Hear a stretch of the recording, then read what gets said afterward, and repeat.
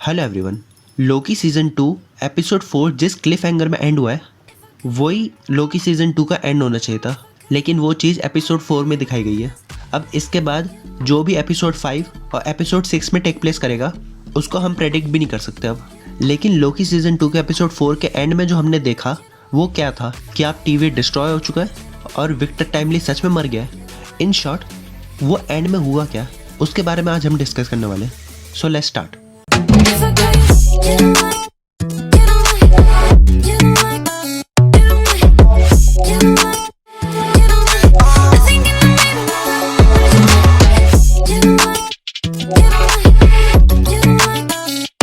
इतनी सारी raw timelines होने की वजह से जो टेम्परल ऑरा एक्सट्रैक्टर था या फिर कह सकते हैं टेम्परल लूम था, उस पर लोड ज़्यादा पड़ा और उस वजह से बहुत ज़्यादा रेडिएशन हो गया था और वो फटने ही वाला था।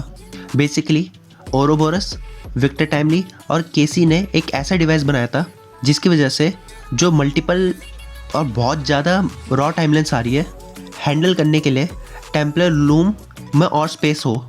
लेकिन ओरोबोरस के मना करने के बावजूद विक्टर टाइमली ने ये डिसीजन लिया कि वो ही जाएगा ये डिवाइस लगाने। लेकिन जैसे ही वो टीवीए से टेम्परल लूम की तरफ बढ़ा, एक स्टेप लेते ही विक्टर टाइमली डिसइंटीग्रेट हो गया। और आई स्वेयर ये सीन देखने के बाद जितने भी मार्वल फैंस हैं वो सभी शॉक में होंगे। जब मैंने ये सीन देखा था तो ये सीन देखने के बाद जो 10-15 सेकंड का जो गैप था वो बड़ा शॉकिंग था और ये one of the most shocking MCU scene होगा।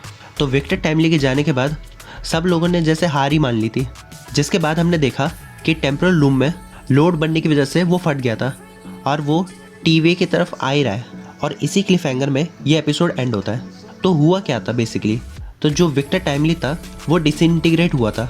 तो इसके 3 पॉसिबिलिटीज़ बन सकती है। पहला तो ये कि वो सच में मर गया और वो कभी वापस नहीं आ सकता।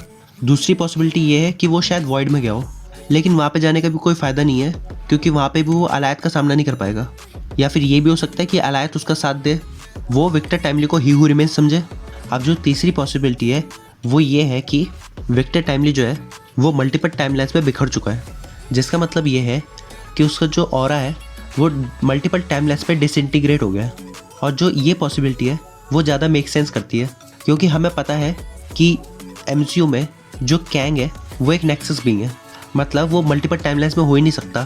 तो जो हमने एंटमैन 3 में देखा पोस्ट क्रेडिट सीन में कि ये मल्टीपल कैंग्स कहाँ से आ रहे हैं, तो उसका आंसर यही हो सकता है कि विक्टर टाइमली की वजह से। I know Victor Timely main Kang नहीं है, लेकिन वही एक मेन इंसान है जिसकी वजह से मल्टीपल कैंग्स फॉर्म होंगे। अब लोगों के सवाल होंगे कि हमें कितने कैंग के वेरिएंट देखने को मिलेंगे। अब आप लोग ये समझ लो जितने मल्टीपल टाइमलाइन्स उतनी ज़्यादा कैंग। तो अब वो क्लिफ हैंगर के बाद क्या हमें क्या देखने को मिलेगा, तो इसको जानने से पहले आपको ये जानना पड़ेगा कि ओरोबोरस का रियल मीनिंग क्या है, कि ओरोबोरस है कौन इन रियल लाइफ।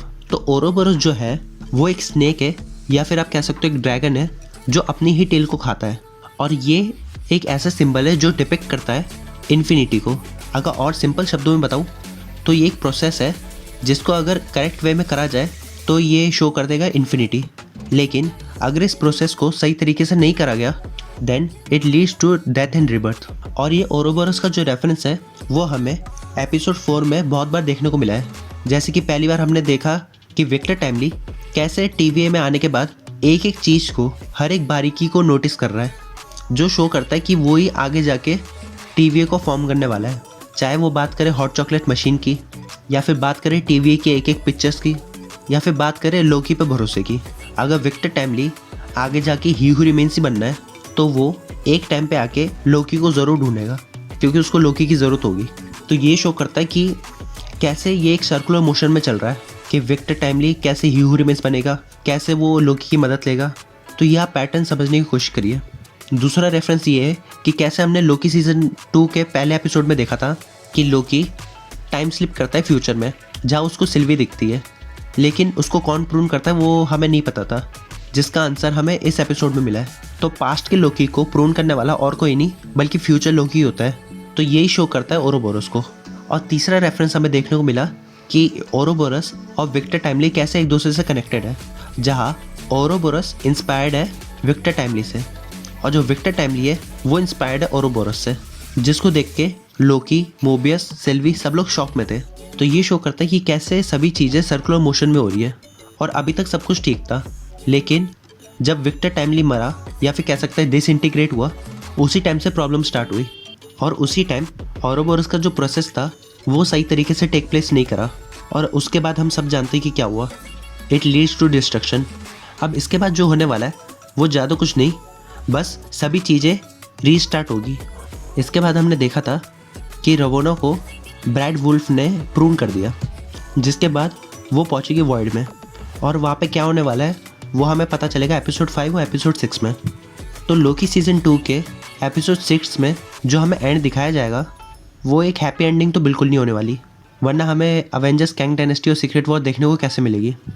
सो या that's all for today. Thanks for watching guys.